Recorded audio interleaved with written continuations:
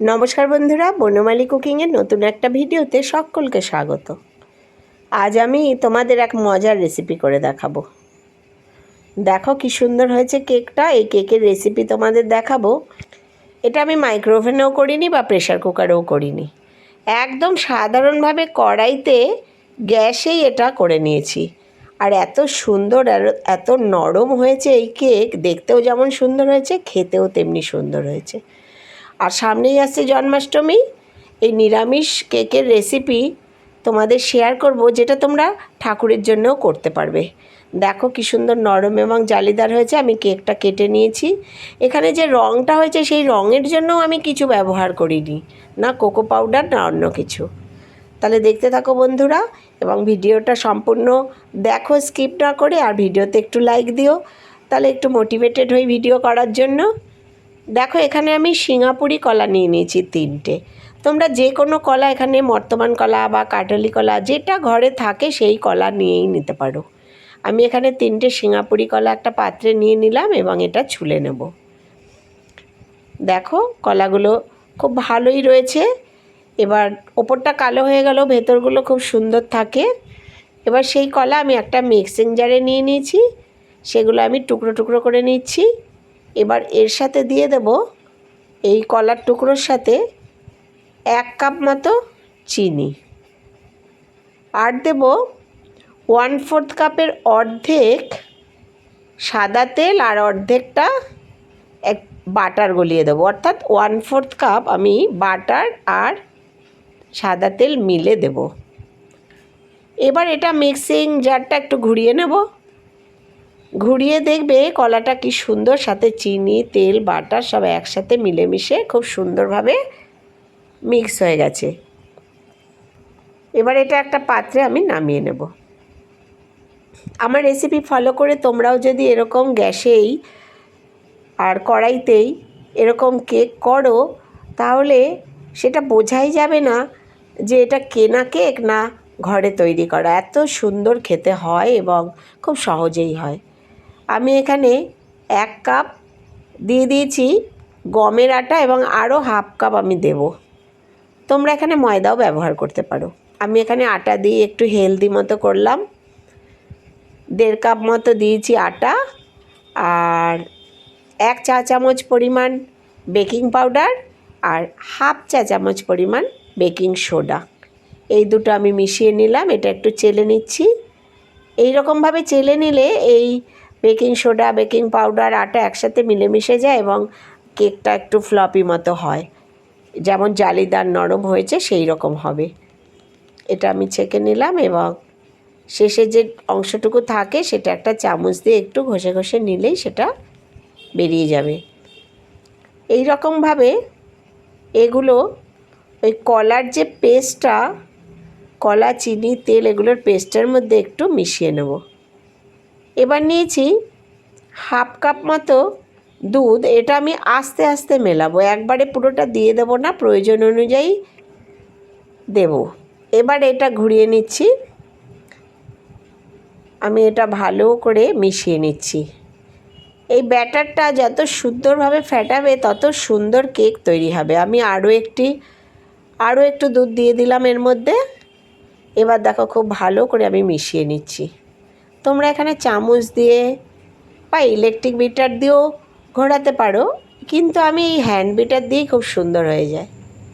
এবার দিয়ে দিলাম 1 চামচ মতো ভ্যানিলা এসেন্স। যেহেতু আমি কলা দিয়ে করছি, তাই কলার গন্ধটা যাতে বেশি না প্রকাশ পায় তার জন্য এই এসেন্সটা দিলাম। এতে কেকের স্মেলটাও খুব ভালো হবে। এইভাবে আস্তে আস্তে করে আমি দুধ মিশিয়ে পুরো ব্যাটারটা রেডি করছি। একদিকে ঘুরিয়ে এরকম করে ব্যাটারটা তৈরি করতে হবে। দেখো এরকম স্মুথ ব্যাটার তৈরি হয়েছে। আমি পুরো 1/2 কাপ দুধই মিলিয়ে দিয়েছি। এবার এটা রাখলাম একপাশে। এবার এরকম একটা অ্যালুমিনিয়ামের বাটিতেই আমি এটা তৈরি করব। কোনো কেক টিন বা মোল্ড কিছু লাগবে না আমার।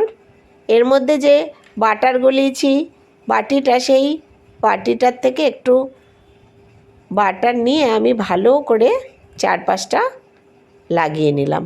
ব্যাস, এতেই আমার কেক সুন্দরভাবে উঠে যাবে। এবার যে ব্যাটারটা আমি তৈরি করে রেখেছি সেটা এবার এই বাটির মধ্যে আস্তে আস্তে করে আমি ঢেলে নেব। সম্পূর্ণ ব্যাটারটা আমি এর মধ্যে নিয়ে নেব কাচিয়ে। আমার আজকের ভিডিও যদি তোমাদের ভালো লাগে তাহলে প্লিজ লাইক, কমেন্ট এবং শেয়ার করো। সাবস্ক্রাইব করে আমার পাশে থাকার জন্য অনুরোধ রইল।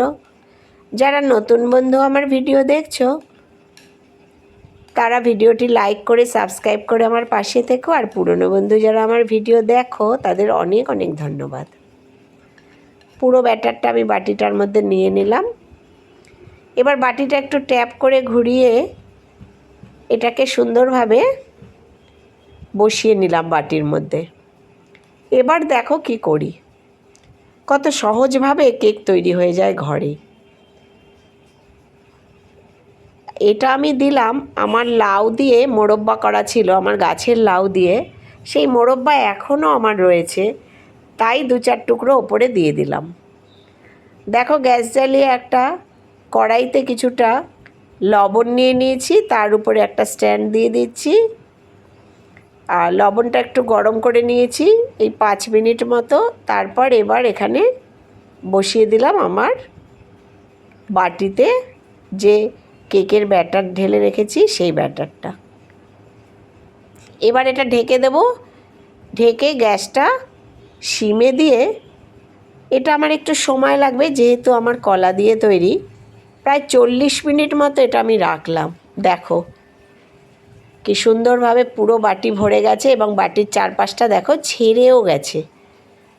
এবার আমি একটা ছুরি এখানে মাঝখান বরাবর দিলাম, সাইডগুলো তো হয়েই যায়। দেখো একটু লেগে আছে ছুরিতে। আমি এটা আরও 5 মিনিট ঢেকে দেব।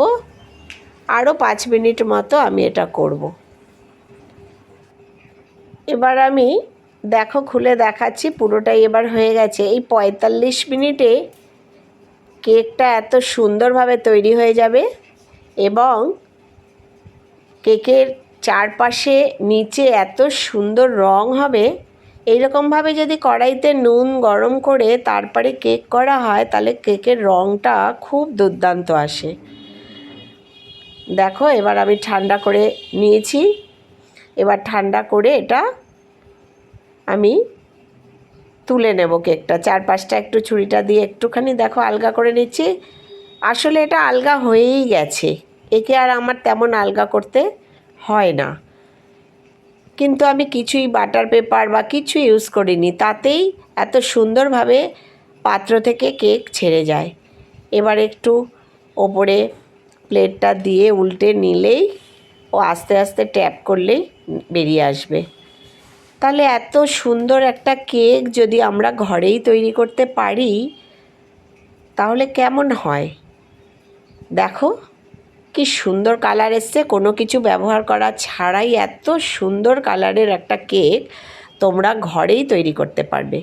আমার রেসিপি দেখে তোমরা এবার উঠে পড়ে লেগে যাও, করে ফেলো এবং কমেন্টে জানিও কেমন হলো তোমাদেরটাও। দেখো আমি কেকটা কেটে নেব। গোপালের জন্মদিনে সবাই এরকম করে কলার কেক তৈরি করে নিও এবং ঠাকুরকে দিও। আর আমি এটা কেটে নিয়েছি টুকরো টুকরো করে। এই দেখো দেখাচ্ছি কত সুন্দর সফট এবং এত সুন্দর কালারের একটা কেক তৈরি হয়েছে সহজ উপকরণ দিয়ে ঘরেই।